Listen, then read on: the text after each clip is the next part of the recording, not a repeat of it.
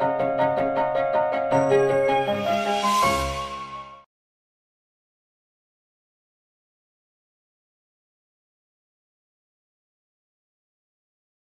pertama mengenai keputusan pendanaan, kita juga mengenal ada yang disebut dengan atau dengan nama lain adalah keputusan pembiayaan. Nah, ini penting bagi satu perusahaan atau bagi personal atau juga bagi keuangan publik. Dan ini berkaitan dengan sumber-sumber pendanaan atau pembiayaan.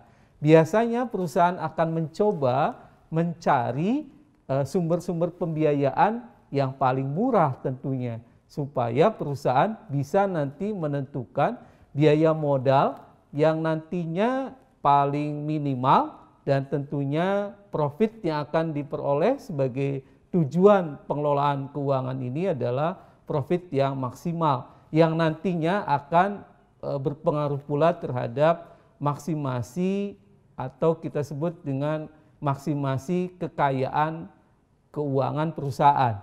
Dan biasanya di suatu keuangan perusahaan bisa ditandai apabila perusahaan ini go public, yaitu dengan harga saham yang semakin naik atau meningkat. Kemudian yang kedua adalah keputusan investasi. Nah, keputusan investasi ini berbeda dengan keputusan pendanaan tentunya.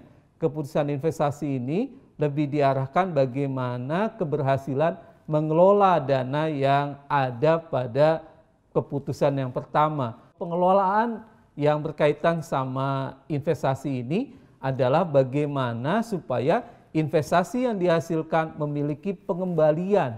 Pengembalian ini kita sebut dengan return yang positif atau biasanya nanti ada beberapa kriteria.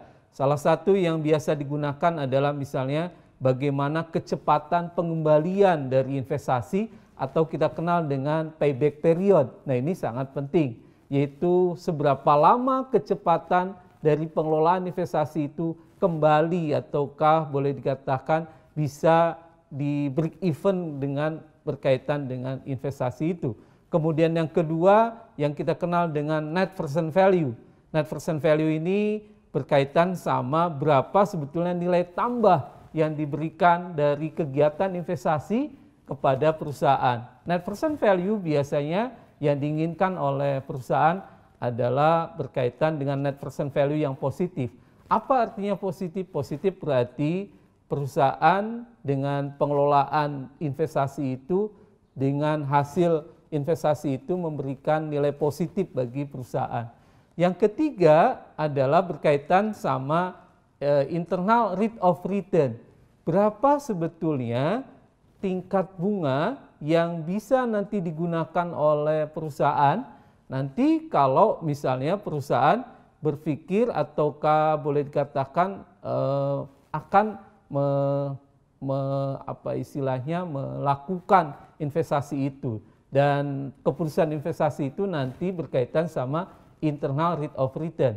Internal rate of return yang rendah berarti perusahaan nanti bisa memilih pembiayaan yang agak sedikit bebas. Kenapa bebas? Karena dia akan mencari pembiayaan-pembiayaan yang lebih rendah dengan hasil yang diperoleh dari internal rate of return. Kemudian keputusan yang paling penting dalam hal ini di suatu pengelolaan keuangan, baik perusahaan maupun juga keuangan yang lainnya, adalah berkaitan sama pembagian laba. Pembagian laba ini penting, kenapa? Karena biasanya di dalam perusahaan kita mengenal ada beberapa pihak, dan pihak pengelola itu harus bertanggung jawab kepada pihak pemilik ataukah owners. Nah, owners ini biasanya akan senang tentu apabila perusahaannya berhasil, profitnya tinggi, dan salah satu yang dibuktikan adalah dengan membagikan laba itu kepada pemilik, dan pemilik tentu akan senang apabila yang dibagikannya meningkat dan meningkat. Itu adalah merupakan keberhasilan dari suatu pengelolaan keuangan perusahaan. Nah, saya ingin menjelaskan lebih luas lagi apa sebetulnya jasa keuangan ini ataukah boleh dikatakan financial services ini, kemudian bagaimana cakupannya.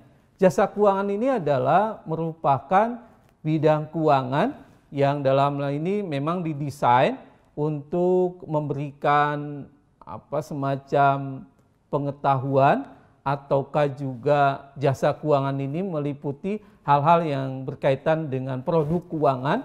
Nah, produk keuangan ini biasanya harus diketahui oleh individu, kemudian oleh perusahaan, dan juga oleh pemerintah. Nah, produk keuangan ini ada kaitannya dengan keputusan yang pertama, juga keputusan yang kedua. Nah, keputusan yang pertama berarti produk-produk keuangan nanti akan dicari, produk-produk keuangan yang bisa memberikan dampak biaya modal yang minimal, sedangkan kalau pada saat investasi tentu kita akan melakukan evaluasi produk apa yang kira-kira memberikan return yang tinggi di dalam pengelolaan jasa keuangan ini, ataukah jasa keuangan ini sangat penting untuk dipahami dan banyak bidang yang berkaitan sama jasa keuangan, dan jasa keuangan ini merupakan bagian yang tidak terpisahkan dari pengelolaan keuangan. Dan kalau kita pahami bagaimana hubungan jasa keuangan dengan peluang karir. Nah, karir ini biasanya tentunya akan berguna bagi pengembangan seorang pengelola keuangan, ya. Dan pengelola keuangan ini biasanya dimulai dengan pengelolaan yang sifatnya ada dua biasanya. Yang pertama, apakah dia bertindak, karir yang pertama adalah berkaitan sama apakah dia akan meliputi bidang pencatatan, sedangkan yang kedua yaitu bidang pengelolaan keuangan. Nah, bidang pencatatan keuangan biasanya kita namakan dengan controller, sedangkan bidang pengelolaan kita namakan dengan bendahara atau kita sebut dengan pengelola keuangan ini.